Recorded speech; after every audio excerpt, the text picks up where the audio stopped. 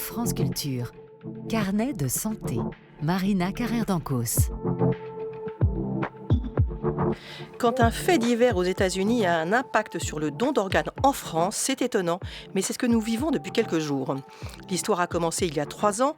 En octobre 2021, Anthony Thomas Hoover, un Américain de 36 ans, se serait réveillé au début de l'opération destinée à prélever une partie de ses organes. L'homme aurait, d'après les médias français, été jugé en état de mort cérébrale après une overdose par l'équipe de l'hôpital de Kentucky. 3 ans après, l'homme est toujours en vie et une enquête a été ouverte. C'est ce que relate un article publié le 17 octobre dernier par une radio publique américaine.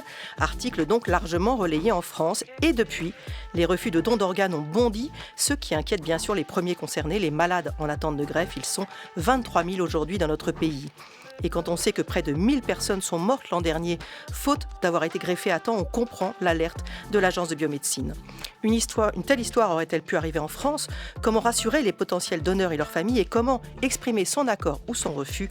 On en parle avec Marine Jantet. Marine Jantet, bonjour. Bonjour. Vous êtes médecin de santé publique et depuis bientôt 2 ans, directrice générale de l'Agence de la biomédecine. C'est une agence nationale d'État placée sous la tutelle du ministère des Solidarités et de la Santé et qui a notamment pour mission de réguler et promouvoir le don dans les domaines du prélèvement et de la greffe d'organes, de tissus et de cellules souches hématopoïétiques.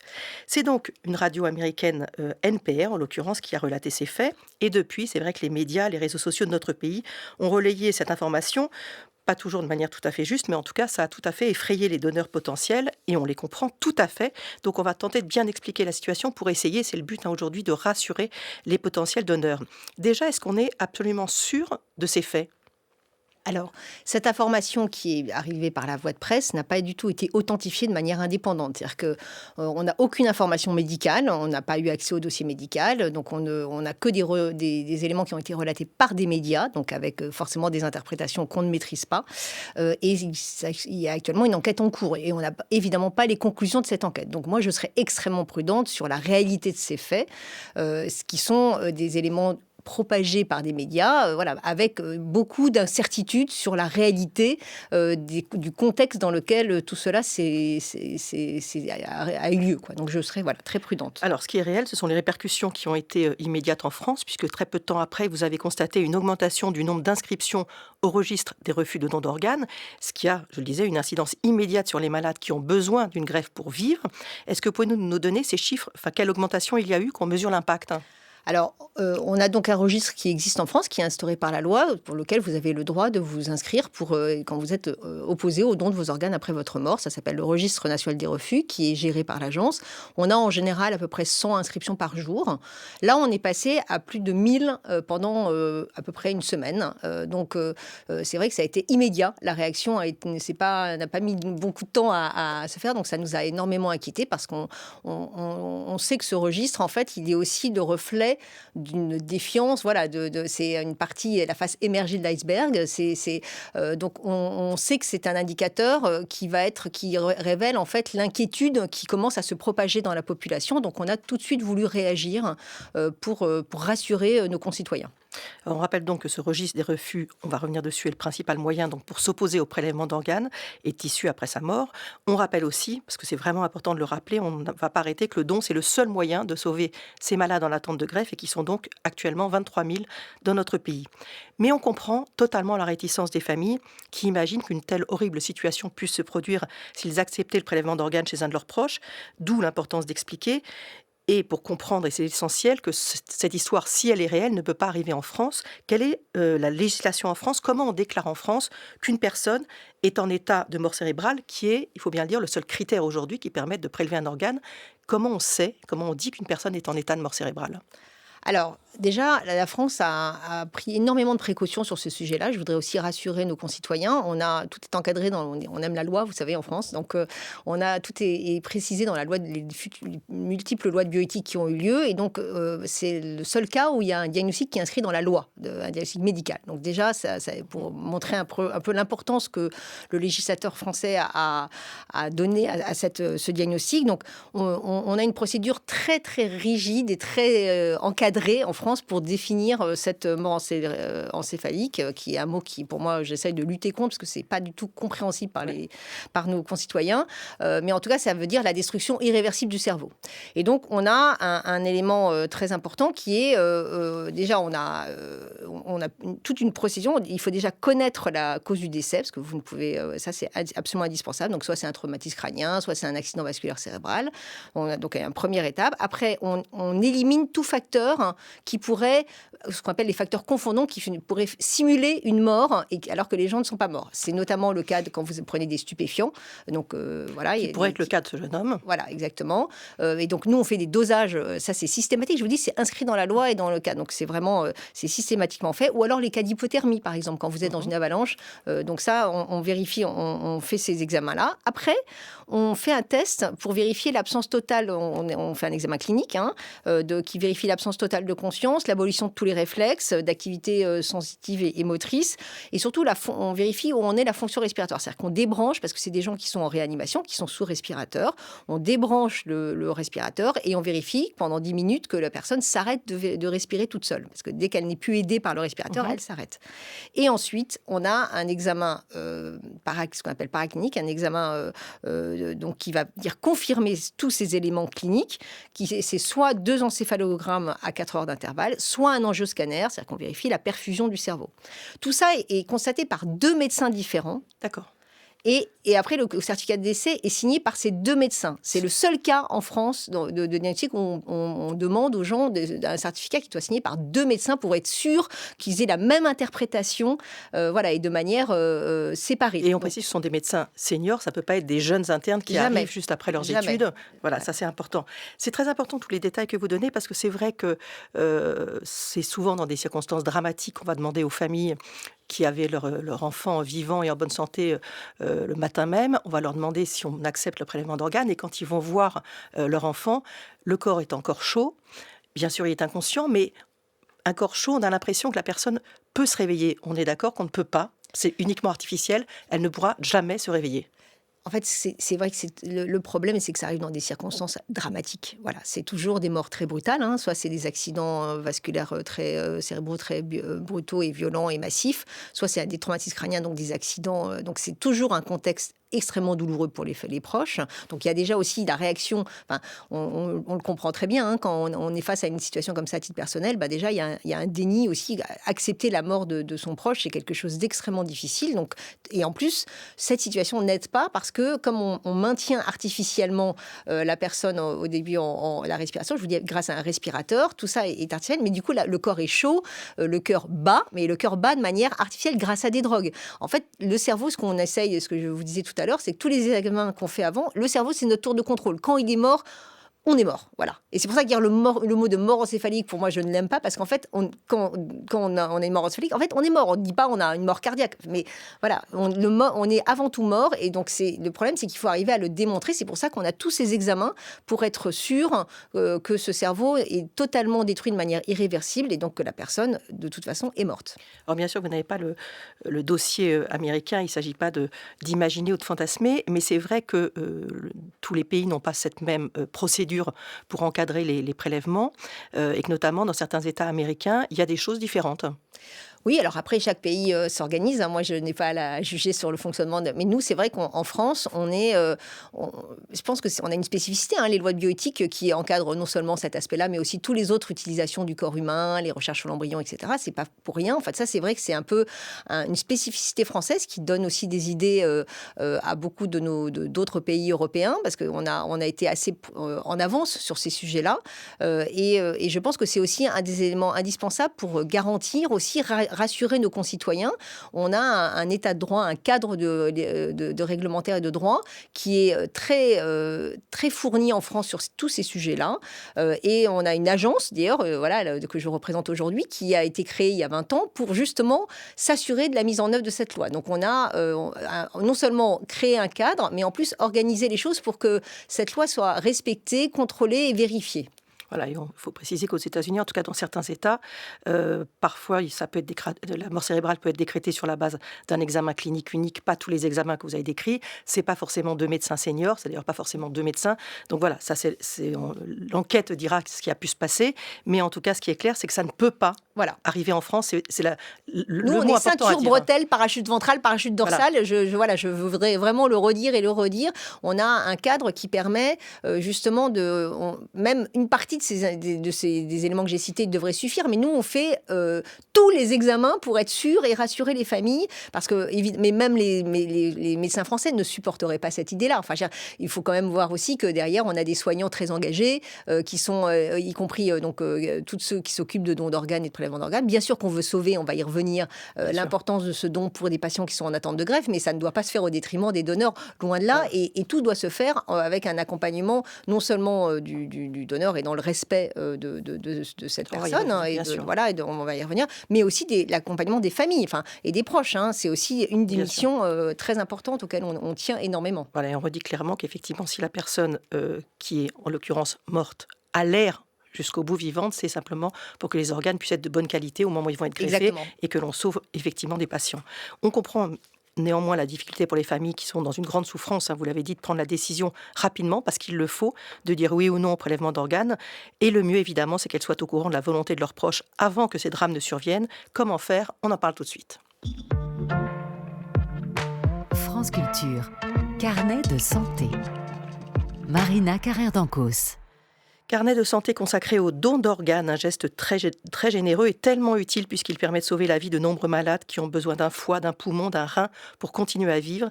Mais depuis la publication d'un article qui relate l'histoire d'un Américain qui aurait été déclaré mort et qui se serait réveillé, je prends beaucoup de précautions, lors de l'opération destinée à prélever ses organes, le doute s'est emparé de certains Français qui l'expriment donc depuis quelques jours en s'inscrivant sur le registre des refus. Pour en parler, nous sommes avec Marine Jantet, qui est directrice générale de l'Agence de la biomédecine.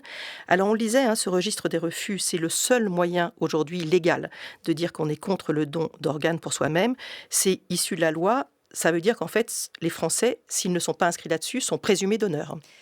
Exactement. La loi depuis 1976 qui n'a pas changé, je précise, parce que parfois les gens pensent qu'elle a changé. Elle n'a pas changé, c'est juste les modalités d'expression parfois de ce refus qui ont été précisées après. Mais effectivement, il y a 2 moyens quand même d'exprimer, et ça la loi le précise très clairement. Il y a soit un registre, alors ça c'est de son vivant, on écrit, on s'inscrit, c'est en ligne, c'est très facile à l'Agence de la biomédecine, vous pouvez vous inscrire. Et on peut changer d'avis, évidemment. Et vous pouvez changer d'avis, vous pouvez choisir quel organe, parce que ça aussi c'est très important de le dire. C'est-à-dire qu'il y a des gens qui, par exemple, sont d'accord sur le don de leur rein, mais ils ne veulent pas donner leur cœur, ils ne veulent pas donner leur cornée. Bon, voilà. Nous, on respecte tout. Chacun encore une fois, le législateur a prévu que les gens sont donneurs par défaut, mais a laissé la possibilité à chacun de se positionner contre. C'est-à-dire qu'il faut et c'est tout à fait normal. Moi, j'ai aucun problème avec la position de chacun. Il faut juste l'exprimer. Donc, vous l'exprimez soit en vous inscrivant sur le registre des refus, soit en le disant à vos proches. Et j'insiste là-dessus parce que c'est pour ça que de toute façon, et même là, je reviens d'Espagne, où, parce que vous savez que les Espagnols, on y reviendra, sont très très forts sur le don d'organes et la greffe. Ils ont la même loi que nous, mais ils me disent, même si eux, on est présumé aussi donneurs, ils le redisent. Partout, on accompagne les proches, on pose la question aux proches de toute façon, par respect. Encore une fois, ça fait partie du soin. C'est des gens qui sont complètement traumatisés par la mort brutale d'un être cher. Et on doit, même si l'être cher s'est positionné clairement, on doit de toute façon les accompagner. Ça fait partie de la mission de soin. Mais c'est vrai que le sujet, c'est que souvent, les gens, il y a une partie des populations qui s'inscrivent sur le registre des refus. C'est moins d'1% de la population française. Donc on connaît un peu le profil, justement, de ceux qui sont inscrits ? Il y a toutes sortes de profils. On connaît leur motivation, surtout, parce que c'est des gens qui souvent sont en colère. Il y a un côté, ils l'expriment. D'ailleurs, on voit que on a des pics d'inscription en fonction des mouvements de la société. C'est aussi un indicateur indirect du sentiment de défiance, du sentiment d'abandon des Français en disant la société m'a pas aidé, donc je vois pas pourquoi je serais solidaire après ma mort. Ça veut dire qu'après éventuellement le Covid, après éventuellement les gilets jaunes, il y a eu des modifications ? Alors, les gilets jaunes, la réforme des retraites, le pass sanitaire, à chaque fois, on a eu des pics d'inscription. Donc voilà, je pense que c'est un reflet indirect alors que ça n'a rien à voir, évidemment. Et puis on voit là une tendance depuis ces dernières années, c'est de plus en plus de jeunes qui s'inscrivent. Voilà. D'accord. Plus de femmes que d'hommes, on a... Non, c'est à peu près D'accord. pareil. Par contre, ce qui est intéressant, c'est donc encore une fois, vous pouvez tous choisir les organes que vous donnez ou pas, et vous avez le droit aussi de changer d'avis. Voilà, dans un sens comme dans l'autre Bien d'ailleurs. sûr. Hein, donc. Mais donc, soit il y a l'utilisation de ce registre, soit vous en parlez à vos proches. Et entre nous, c'est quand même le meilleur moyen, et c'est très simple, ça prend normalement pas beaucoup de temps d'en discuter, de donner votre volonté. C'est très rare que les proches ne respectent pas la volonté d'un défunt. Et Donc, ça ne tue personne de dire oui, Voilà. j'accepte si jamais il arrivait quelque chose. C'est Exactement. compliqué de se confronter à sa mort. C'est vrai que c'est quelque chose de difficile, mais voilà, ça ne Mais fait pas de mal et ça peut aider les autres. Ça prend pas forcément beaucoup de temps. C'est comme on le dit, on a plus de risques en France d'avoir besoin d'une greffe d'organes que d'être donneur. Donc, c'est aussi penser à la vie. Enfin, moi, je dis, on pense peut-être à sa mort, mais c'est penser à la vie. Et ça, c'est, à mon avis, un acte d'humanité très fort. À un moment, de dire sa position. Encore une fois, les gens ont le droit d'être contre.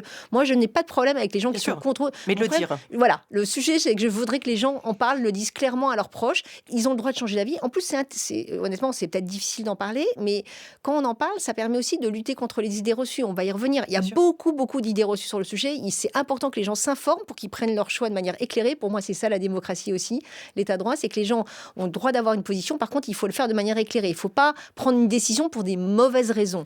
Mais on ne pourrait pas imaginer ce qui pourrait aider à la fois le corps médical confronté à ces familles en deuil et ces familles, je ne sais pas, de dire quand on passe son permis, par exemple, que ça soit inscrit sur le permis de conduire ou quelque chose comme ça.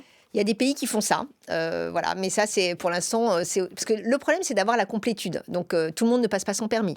Donc, il y a des Bien pays sûr. qui mettent ça au moment où vous payez vos impôts. Vous devez remplir une série de questions. Tout le monde ne paie pas d'impôts. Et puis après, est-ce que du coup, si les gens ne déclarent pas, voilà, là, et puis ça lie un petit peu aussi ce sujet-là à d'autres faits qui n'ont rien à voir. Je pense que c'est aussi quelque chose de très intime. Alors, il y a le dossier médical, hein, il y aura les directives anticipées. Je pense que les Espagnols, par exemple, n'ont pas de registre du refus. Par contre, ils ont un registre des directives anticipées. On n'est pas très bon sur les Et on n'est directives pas encore, voilà, on anticipées, a nous. encore un petit peu à progresser là-dessus, mais bon, il y a tout ce débat sur la loi fin de vie, peut-être qui va faire aussi avancer la société là-dessus. Je pense que c'est aussi l'intérêt du débat public. Mais voilà. Mais par contre, on peut le dire, encore une fois, le dire à ses proches, on n'a pas besoin d'écrire, on n'a pas besoin. Ça, c'est déjà une garantie que vos volontés seront respectées, et surtout vous soulagez vos proches, parce que je voudrais insister là-dessus, c'est-à-dire que c'est déjà un moment très violent pour les proches, hein, quand vous avez, parce que les personnes qui peuvent être prélevées pour faire un don de leur organe, c'est des gens qui sont en mort encéphalique, et donc c'est à peu près 1% des décès. Donc c'est une toute petite Bien partie donc la probabilité que ça touche. Donc c'est quelque chose quand même qui arrive très brutalement. Et donc quand en plus vous rajoutez à vos proches une angoisse de dire qu'est-ce qu'il aurait voulu, qu'est-ce qu'elle aurait voulu. Alors que quand les proches connaissent, ça ne veut pas dire qu'il ne faut pas les accompagner, parce que parfois c'est compliqué pour les proches, hein. On a eu des témoignages de familles de donneurs très très émouvantes, hein, qui disaient voilà, mon fils avait été favorable, donc il a été son vœu a été excédé, a été exaucé. On a fait le prélèvement et les dons de ses organes. Et souvent, ça les aide, les familles. Mais en même temps, les familles, elles disaient c'était dur, parce que eux, voilà. Donc c'est vrai que on a aussi et les coordinations hospitalières qui sont chargées de ces missions très sensibles dans les hôpitaux font très attention à ça. Enfin, c'est pour ça qu'on prend aussi le temps de cette réflexion, mais c'est sûr que ça aide les proches quand il y a toute une liste de questions qui arrive au moment d'un décès. Si vous avez déjà la réponse à certaines des questions, et des questions aussi sensibles, honnêtement, vous soulagez vos proches aussi. On sait que ces accidents, et notamment les accidents de la voie publique, concernent souvent des jeunes. Est-ce que les mineurs peuvent s'inscrire sur le registre des refus ou pas? À partir de 13 ans, on a le droit de s'inscrire. Voilà. Très bien. Est-ce que le taux de refus est élevé dans notre pays par rapport à nos voisins européens ou pas? Alors, ce qu'on appelle le refus, parce que donc nous, on appelle ça l'opposition, parce que le taux de refus, c'est l'inscription volontaire sur le registre. Ça, je vous dis, c'est tout petit, c'est 1% de la population. Après, il y a ce qu'on appelle l'opposition, qui est l'opposition relatée par du défunt, qu'aurait eu le défunt, relatée par les familles, parce qu'ils ne connaissent pas en partie leur position. Donc celle-là, elle était de cette opposition, donc qui bloque en fait la procédure, parce que évidemment, on ne force jamais, parce que voilà, même si si on est tous présumés donneurs, je tiens à le rappeler aussi, on ne force jamais une famille. Enfin, c'est impossible. Ça, l'éthique du corps médical à ce sujet est absolument remarquable, il faut le dire. Exactement. Et donc ça, je voudrais aussi rassurer, c'est-à-dire que c'est vraiment très important. Mais pour autant, ce qu'il faut, c'est encore une fois, c'est de respecter la volonté des fins. C'est-à-dire on a aussi le droit à donner. Enfin, c'est important Bien aussi sûr. de respecter le droit du patient et le droit des familles. En tout cas, si la personne, la famille rapporte cette opposition, on ne va jamais contre son avis. C'était 30% pendant pas mal d'années. C'est en train de monter. D'accord. Là, on est à 36% en 2024. Alors, on n'a pas tous les déterminants. C'est sans doute aussi lié à la période sociale un peu compliquée. On est dans une période difficile pour nos concitoyens. Donc, sans doute que tout ça est lié, corrélé. Mais c'est pour ça qu'on se rend compte aussi qu'il y a beaucoup d'idées qui persistent. Parce que ce qui est troublant, c'est que cette opposition, elle augmente alors que nous, on fait un baromètre chaque année. Et 80% des Français, ça c'est ultra stable, sont favorables au don de leurs organes. On va y venir tout de suite, justement, dans la troisième partie, parce que, on le redit, vraiment, c'est le don d'organes qui sauve de nombreux malades. On continue d'en parler tout de suite. France Culture, carnet de santé. Marina Carrère-Dancos.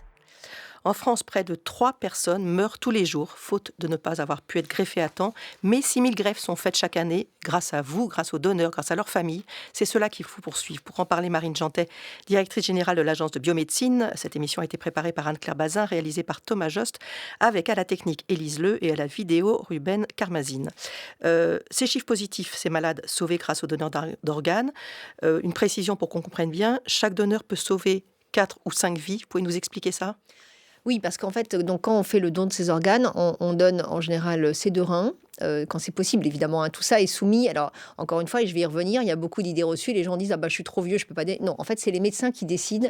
Et vous pouvez mourir d'avoir un problème même cancéreux et avoir des reins en parfait état et permettre à des gens d'éviter la dialyse pendant 10, 20 ans, 30 ans. Donc, on peut donner donc, potentiellement ces 2 reins, son cœur, ses 2 poumons, et plus le foie, évidemment, le pancréas aussi, qui permet aux gens qui sont diabétiques de ne plus être diabétiques.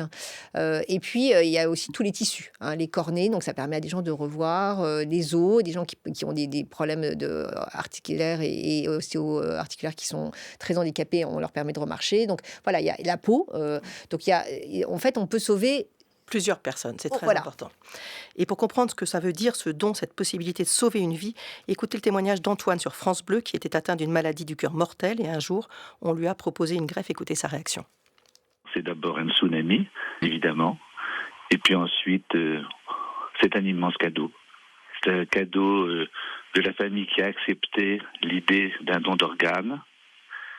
Et en fait, c'est une grande victoire. C'est la victoire de la vie. C'est ça qu'il faut retenir d'un don d'organes et d'une greffe. C'est un grand cadeau. Un cadeau, c'est le mot qu'on retrouve le plus souvent exprimé par les greffés, un cadeau qui leur permet effectivement de vivre. Tout le problème, vous l'avez dit, c'est que la demande est faite aux familles dans les pires circonstances qui soient, parce que décider d'un prélèvement d'organes sur leurs proches qui étaient bien vivants il y a quelques heures, c'est épouvantable. Mais donc, on l'a bien dit, il faut connaître la position du défunt, évidemment que toutes les familles puissent en parler entre elles. Et vous l'avez dit, c'est important, 80% des Français sont favorables au don d'organes. Donc, si je garde ce chiffre, le taux d'opposition devrait plafonner à 20% et non pas à 36%. Donc, ça veut dire vraiment que les Français sont trop peu nombreux à avoir fait part de leur position à leurs proches et surtout qu'ils ont des idées reçues qui les freinent. Alors, on va prendre quelques-unes de ces idées reçues. Donc, déjà, est-ce que tout le monde peut donner ses organes ou est-ce qu'il y a une limite d'âge? Les gens pensent qu'au-delà de 30-40 ans, les organes sont trop vieux. Ah mais non, et vous savez qu'on prélève maintenant jusqu'à 70 ans, 80 ans, voilà, et au contraire, on prélève de plus en plus de personnes âgées, ce taux augmente, et ça permet de sauver, enfin je vous le dis, c'est pas parce que, encore une fois, on est tous, c'est pas juste, la nature n'est pas égale, mais on vieillit pas de la même manière les uns et les autres, et c'est pas parce qu'on est âgé qu'une partie de nos organes ne fonctionne pas très bien et ne peuvent pas continuer à fonctionner après notre mort. Alors, autre problème, c'est vrai que les familles voient leurs proches déjà intubés, ventilés, abîmés déjà par l'accident, par ce qui s'est passé, et ils ne veulent pas qu'on ouvre, en gros, qu'on charcute leurs proches. Comment est le corps qui est rendu aux familles ? Alors, je le disais tout à l'heure, les coordinations hospitalières qui s'occupent et toutes les équipes de préleveurs et de greffeurs qui s'occupent de ces sujets à l'hôpital sont extrêmement respectueux, non seulement des familles, mais du défunt. Donc, en fait, ça aussi, je voudrais vraiment insister, c'est une de leurs missions. Ils y sont très attachés à respecter le corps et à le restituer de manière extrêmement propre et de façon la plus noble possible aux familles pour qu'elles puissent après honorer le défunt et respecter les rites funéraires. Donc, en fait, la personne va être comme si elle avait été opérée. Voilà. Donc, c'est avec un pansement, voilà. Et tous les rites funéraires sont compatibles. C'est ça, c'est important parce qu'il y a un Français sur 2, quand même, ce qui est énorme, qui croit que le prélèvement d'organes et de tissus n'est pas compatible avec les rites funéraires religieux. C'est faux. Alors, c'est faux. Et on travaille d'ailleurs avec les différentes obédiences religieuses des religions qui existent en France pour justement rassurer les populations et en fonction de leurs croyances. Juste parce que ça, c'est pas nous qui pouvons porter ce message-là. C'est chacun doit être dans le respect de ses compétences. Mais on travaille avec des imams, on travaille avec des grands rabbins, on travaille avec des autorités catholiques pour justement rassurer que les personnes, et avec les aumôniers, il y a des aumôniers dans chaque établissement auxquels les familles peuvent faire appel. Et on forme aussi les aumôniers pour justement être capable d'accompagner les familles vis-à-vis de ces questions très compliquées, parce qu'évidemment, elles ont à la fois envie de sauver quelqu'un et en même temps, elles veulent se conformer à leur rite religieux, ce qui est extrêmement respectable. Autre fausse idée qui circule et qui va effectivement avec les conflits, avec la colère parfois des Français, seuls 6 Français sur 10 ont le sentiment que le don d'organes profite de manière équitable à toutes les catégories de la population. On ne donne pas plus aux riches qu'aux pauvres. Mais non.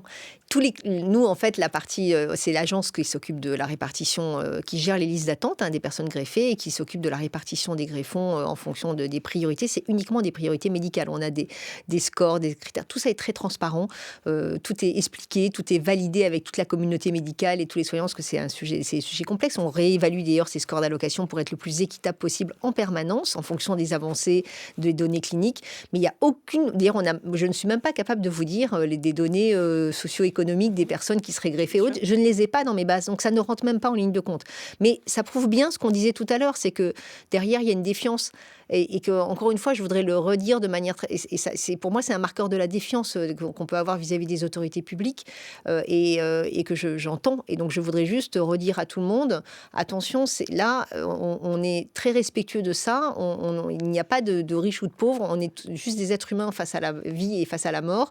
Et qu'on voudrait... l'idée, là, c'est de sauver, encore une fois, des gens qui... On a une liste d'attente actuellement qui progresse plus vite que notre capacité à greffer. Donc, il y a 2 à 3 personnes par jour qui meurent sur liste d'attente, faute de greffons. Donc voilà, j'insiste, je voudrais aussi porter la parole de ces greffés qui, le témoignage était extraordinaire tout à l'heure, qui montre bien, ils ont une reconnaissance éternelle envers leur... Ils écrivent d'ailleurs, on peut écrire, ça aussi les gens souvent ne le savent pas. Nous, on est garant de l'anonymat, parce que l'anonymat doit être totalement respecté, mais par contre, on peut faire le lien entre une famille de donneurs et un greffé pour pouvoir... Les greffés souvent veulent écrire à leurs donneurs pour les rassurer, leur dire « mais c'est merveilleux, vous me permettez de revivre ». Donc pour ça dire aussi, merci. Merci, voilà. Et je le dis d'ailleurs, merci aussi à toutes les familles de donneurs qui aussi acceptent dans ces moments vraiment délicats de faire ce chemin qui est assez rapide pour sauver, parce que c'est vraiment, derrière, il y a un besoin médical et c'est uniquement sur ces critères-là que on ne l'utilise jamais pour des fins de recherche. Enfin, je le dis parce que parfois, il y avait aussi des inquiétudes avec le don à la science, etc. Mais voilà, justement, je voulais qu'on termine avec cette question parce que c'est très important, parce qu'il y a eu un scandale en France avec le charnier René Descartes de l'université René Descartes. Seuls 24% des Français savent que les organes prélevés ne peuvent pas servir à la recherche ou à la science, qu'ils ne sont réservés qu'aux malades. Exactement. Et on n'est là que pour sauver des vies. Et donc, pour sauver des vies, je le redis, parlez-en avec vos proches. Un simple oui peut sauver jusqu'à 6, 7, 8 vies. C'est quand même rare dans la vie d'avoir cette possibilité-là. Donc, je vous encourage, encore une fois, avec le respect de tous ceux qui sont contre, mais par contre, ceux qui sont d'accord, mais surtout, dites-le, et encore merci à toutes les familles de donneurs. Effectivement, je voulais rendre hommage aux donneurs, à leurs proches, mais aussi, c'est important, aux équipes hospitalières qui se mobilisent, et notamment ceux qui, dans les situations les plus terribles qui existent, vont au contact des familles pour parler prélèvement d'organes, pour les accompagner. Merci infiniment à eux. Merci à vous d'être venus répondre à toutes nos questions. Si vous voulez en savoir plus sur ce sujet, il y a un site internet dondorganes.fr. Dans la prochaine émission, on va parler d'une maladie longtemps silencieuse, potentiellement très grave, qui touche plus de 4 millions de personnes en France, un chiffre qui ne cesse d'augmenter, c'est le diabète. On verra comment savoir que l'on est malade ou à risque, ce qu'il faut faire pour éviter les conséquences de cette maladie, et vous verrez, il y a du nouveau et beaucoup d'espoir.